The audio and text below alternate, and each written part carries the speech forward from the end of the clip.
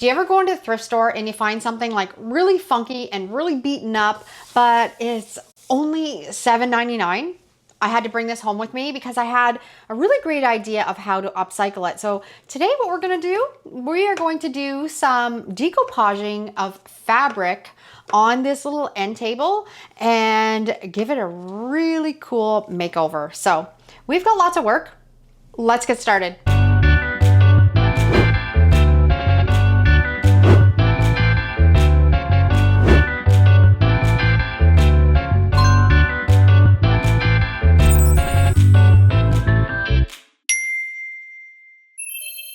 So the first thing that we want to do is we want to get this, I think it's contact paper. It is contact paper.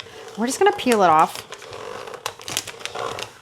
And actually, there's not many scratches or anything underneath. It definitely feels like it's got a laminate top on it. And the paint kind of feels like it might be an oil base. So I think what we're gonna do, we're gonna get this cleaned up. We're gonna peel this contact paper off of it. And I'm gonna put primer on the whole end table. That's gonna ensure whatever paint we put on top of it, it's going to stick.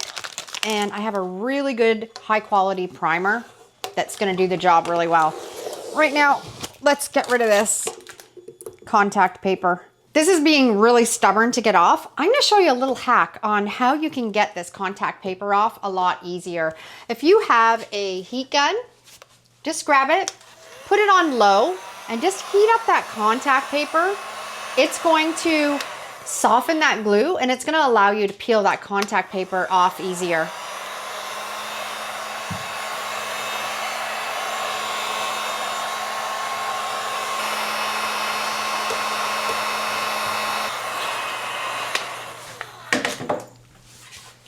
After it's heated up a little bit, just grab like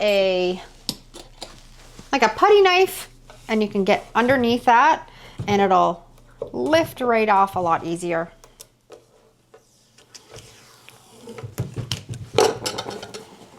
Just have to give it a little pull, but see how much easier it comes off, and it's gonna come off all in one piece maybe, or two.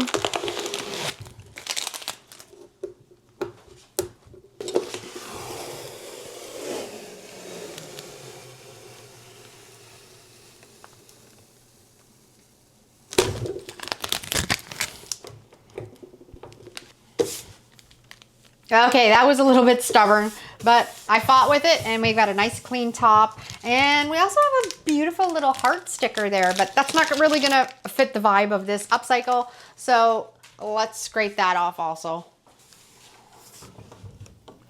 Next thing we wanna do is we wanna make sure it has a nice, really nice clean surface. So I'm just gonna use some cleaner and we're gonna clean any dirt or grime or grease that's on this, so we make sure when we're painting it, we're gonna have it adhere really well.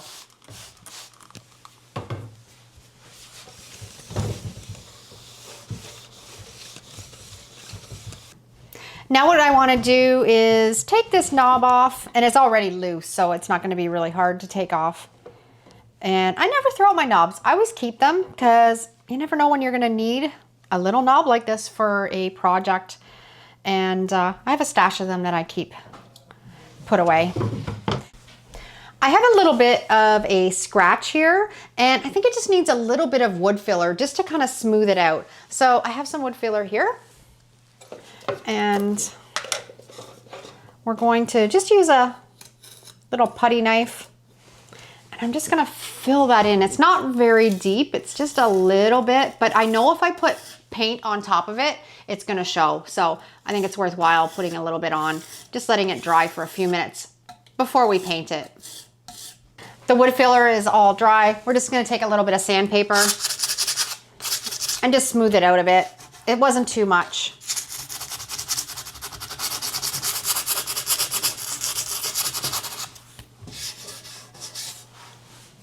I'll just use a little wet cloth, clean it up.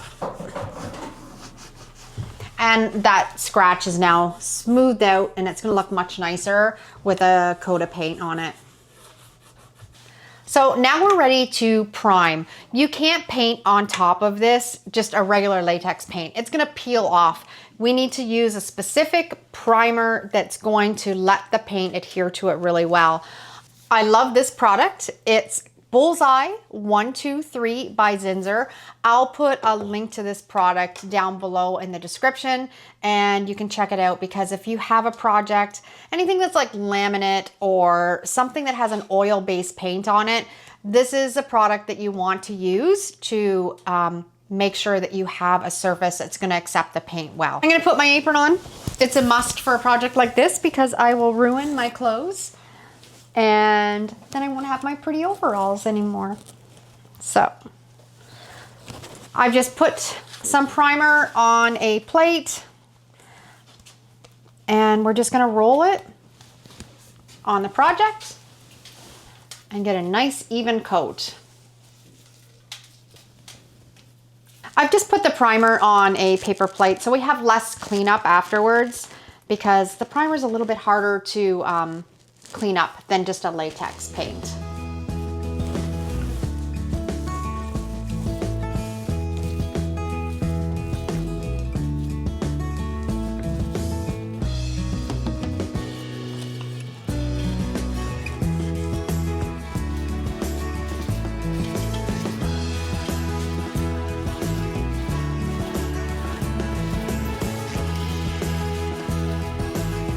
Now we're gonna go around the edges with a paintbrush.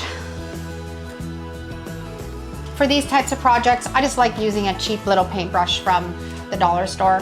They work really well. And we're just gonna paint up everywhere where we didn't get with the roller.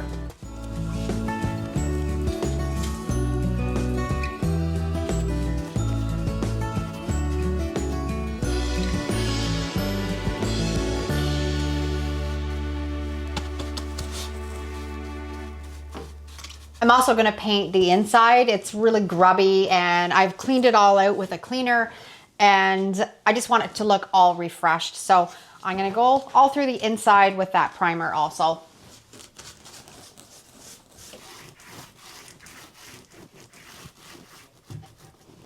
Okay, I'm done priming. We're gonna let this sit and we're gonna let it dry really well before we go on to the next step.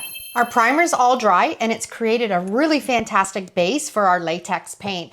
I had this paint left over from our bedroom remodel and I got a little bit in there. There's enough to paint this end table. So we're going to pour it into our paint tray. I'm gonna roll some on and then we're gonna paint around the edges, and it's probably gonna take maybe 2 coats.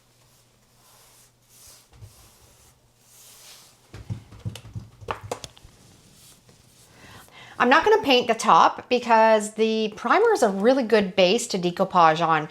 We want it to have something that's going to have some tooth to it. So when we use the polycrylic to decoupage, it's gonna stick really well. So we're just gonna leave that for right now.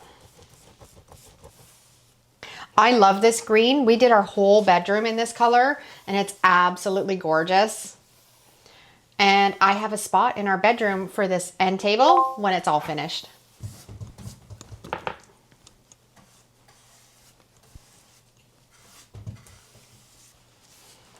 I'm a little bit of a hoarder when it comes to saving things that I've upcycled. If I've picked up a dresser and I've changed it into something other than a dresser, I'm always saving the knobs or little details of those projects, and I just set them aside for when I can use them on something else. So I have some really beautiful vintage knobs that I'm gonna put on this project that I've saved, and I'm excited for you guys to see them.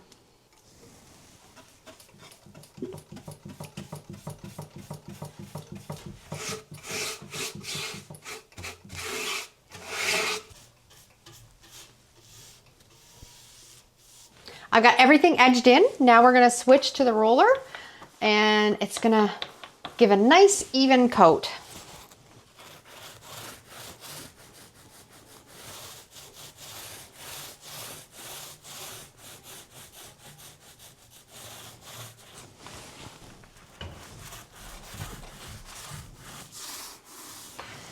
Okay, that looks pretty good. I think we've got the first coat on. I'm gonna let it sit for probably an hour or so for this to dry up. We're gonna need a second coat And then we're gonna go on to decoupaging that fabric on the top. Okay, the first coat is completely dry and we're ready to put on the second coat. And off camera, I decided to paint the inside of the drawer. There was a stain in the bottom and I just think it looks nice and neat and tidy when it's painted. And I also painted the back. And I find if you're going to be a reseller and you want to make some money selling little pieces like that, those little details make a really big difference. Painting the back, painting the inside of the drawers, maybe doing a drawer liner. So what we're gonna do right now, we're gonna get right at putting on this second coat. When I was out thrifting and I found this little table, I also found this piece of fabric and I knew that it was made to be together. It's just a vintage tablecloth. It's got quite a few stains on it, but I love the floral print on it. It's screaming 90s and there's enough of the pattern that doesn't have any damage to it that I'm going to be able to use it. It was only $2.99, which I think is a fantastic deal, of course, for this much fabric. And we're going to decoupage it on the top here. I have a process that I love to use when decoupaging fabric, and I'm going to show you today how to do it. It's really simple, and it's really adds that special touch to your furniture that you're going to upcycle and turn into a new beautiful piece.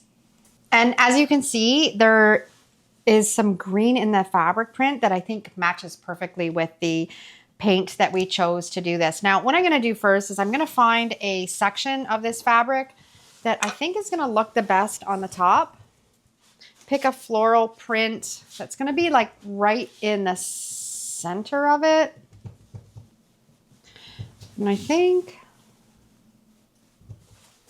I don't want to lose too much fabric because there's lots here and we can use it on lots of other projects after we cut this piece out. But I think that right there looks pretty good. So I'm just going to cut a section of this tablecloth out, just a little bit bigger than what we're going to need. And when you're at the thrift store, it is a great spot to find really affordable fabric instead of going to the fabric store and buying something new. Or another thing that you can use, bed sheets. There's some beautiful bed sheets with really nice patterns on them, pillowcases, and even if there's a little bit of damage, you can always cut around it and use it on your projects.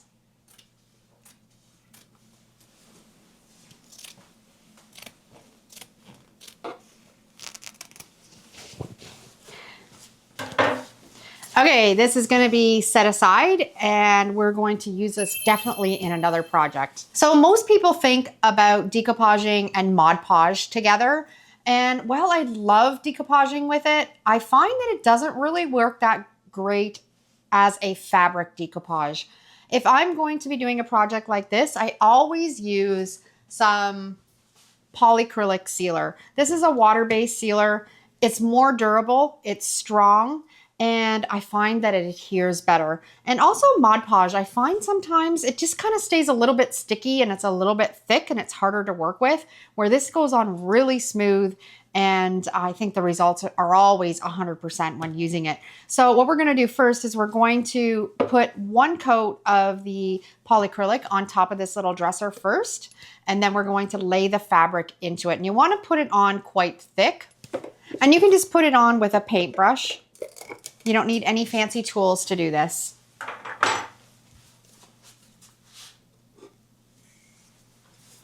When you're picking out fabric to do any decoupage projects like this, you want to make sure you're picking something that's going to be absorbent and it's going to take the polycrylic sealer. It's going to be able to soak it up. If not, it's just going to lay on the fabric and it's not going to adhere to the project. So this is a cotton tablecloth. It's going to really soak into it really well, and it's going to be perfect. The type of fabrics that you probably want to avoid buying when doing a project like this would be polyester or nylon or acrylic or spandex. They have a lot of plastic in that type of fabric, so it's just going to probably peel right off on you, and it's not going to absorb well into that fabric. So I've put on quite a thick coat. You want enough that it's going to soak right in really well. You can see how it's kind of pooling on top, and you want to make sure that you're getting it right out to the edge That's really important. I like actually just taking my paintbrush and leaving a little bit of a lip of that product there, so you know that you've got it on thick. Now you're just gonna take your piece of fabric and you're gonna lay it right on top, exactly where you want it.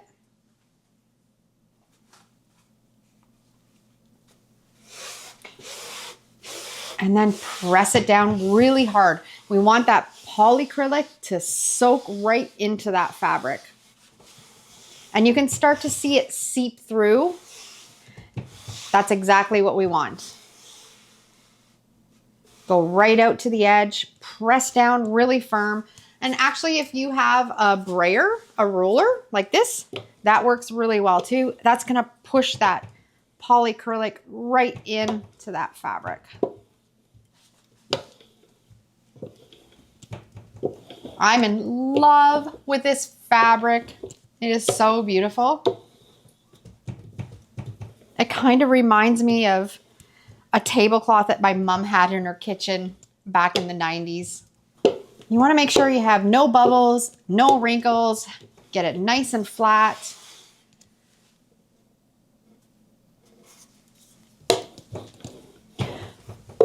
And then what we want to do, we want to go back to that polycrylic sealer. And we want to paint a coat right on top of it. And you want it thick. You want it to soak right directly through all of that fabric, right down to that wood underneath. And pull that paintbrush right out to the edge and even go a little bit further. If you don't get that polycrylic right out to the edge, when we go to trim it, it is going to peel up on you. And all that hard work that we just did is going to be lost.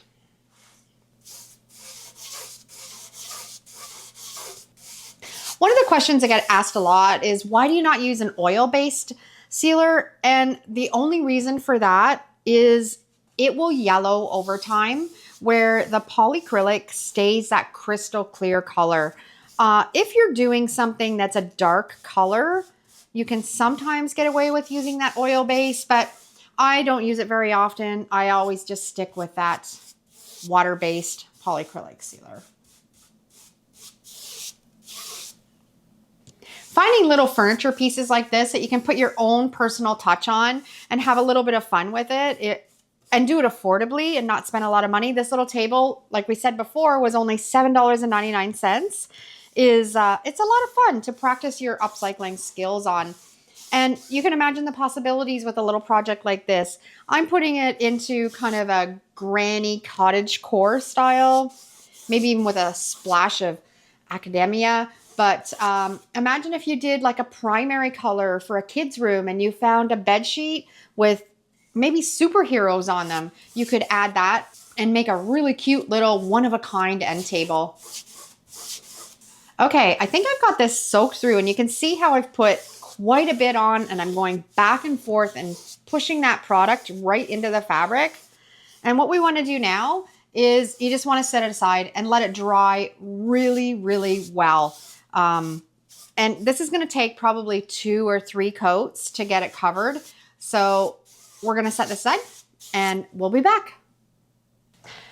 I had a dresser that was broken beyond repair, and it had these handles on them, and they're absolutely gorgeous. They're so ornate, and I kept them in my stash because I always know once in a while you're just going to have a project that's going to come along that they're going to be perfect for. And I think this little table is this project. So we are going to, I think, put a little bit of Rub and Buff on them. If you've never tried the Rub and Buff, it's a fantastic product. And I just did a video not that long ago of a bunch of projects using Rub and Buff that are things that you would never really think of that you could use it on, but they turn into beautiful home decor. So we're just going to put a little bit of the antique gold Rub and Buff on these and wait until you see the transformation. This product is so fun. You just put a little bit on a cloth. You can also just use your fingers. I'll see how this works, whether it gets into the little details well or not, but it's just gives it that beautiful tarnished gold color. And it takes them from looking dated to being a real elegant piece. And a little goes a long way with this rub and buff. You can see I just put a little tiny bit on and it's going to do this whole little knob. Ah, I love it. Perfect. And I think it's really going to complement that floral. I'm trying to keep a little bit of dark pieces here and there. We don't want to completely cover it, but yeah, I really like that. That's beautiful. I love it. That looks fantastic. I can't wait for everything to dry and put these on. The first coat's completely dry now. It took about an hour and we're ready to put on the second coat with our polycrylic sealer. And again, we're putting on a real good thick coat right out to the edge. We want to make sure that we have this sealed well. If you put, somebody by mistake maybe puts a glass on it with some water or something that might leave a little bit of a sweat ring, you just want to have it sealed really well. So right to the edge. You're going to find after that first coat is dried and you're putting on your second coat, it's not going to soak in as much because it's already got a layer on it. So we know that we're getting a really good sealed top coat on it. I think after this one though, I think it's still going to need a third coat. So this is all done. We're going to set it aside for another hour and then we'll be back for our last coat. I ended up putting 3 coats of the polycrylic sealer on this. It's a completely dry. Now what we're going to do is we're going to really trim a nice edge all the way along. I've got a really sharp pair of scissors and I'm going to cut into each corner first. And this is why when you're putting that polyacrylic sealer on, you want to make sure that you get right to the edge and over a little bit so you have a nice crisp line to cut.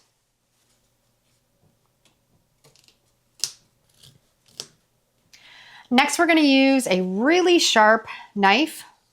I've got a fresh blade that I just put on, and you want to start at that front corner and you want to angle it so you have a little bit of a bevel when you're cutting that fabric along the front. Now you just want to take your time, and as you can see, it's cutting a nice crisp line.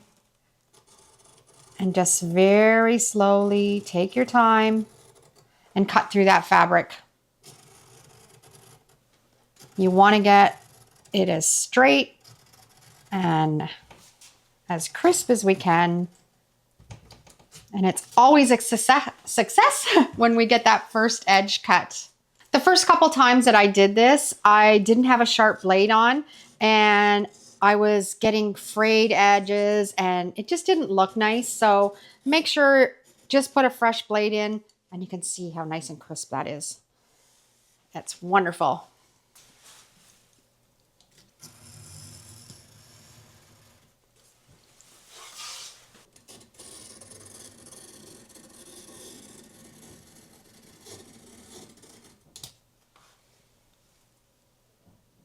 Now that we've got that nice crisp edge, I want to take a little bit of that polycrylic sealer and just go along the edge and just seal it up on those cut lines. If there's anything that might have frayed a little bit, and just give it a nice tight seal. And once we have that all sealed, I think I'm just going to go back in and just do one more top coat. Never hurts to have too much. And it's also going to prevent anything that might lift up in the future from where we cut it along the sides. If you've done this and you're finding you're getting a little bit of bubbling in your polycrylic sealer, I'm not with this one, so I'm not worrying about it too much, but you can go back in with like a 220 grit sandpaper between each coat of polycrylic sealer and just sand down those little air bubbles, dust it off, and then put a top coat on, and that'll give you a really nice shiny finish. But this one's working really well and it's not bubbling up on me, so I didn't have to worry about that step.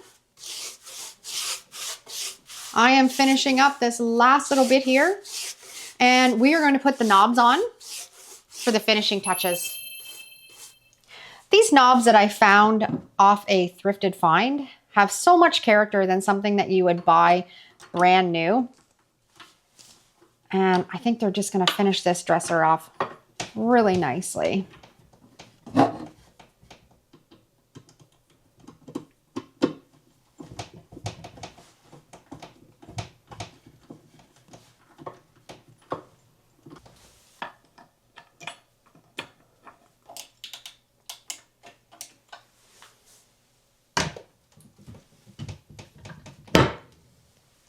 And there we have our finished upcycled project. I paid $7.99 for this at Value Village, and I had a 20% off coupon.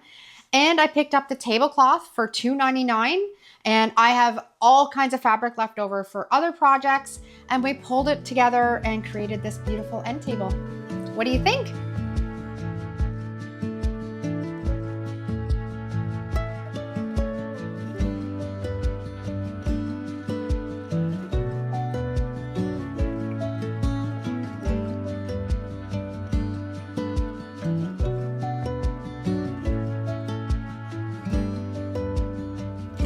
You got some inspiration from today's video, and you're going to run to the thrift store and grab some fabric and try some decoupaging on some furniture pieces.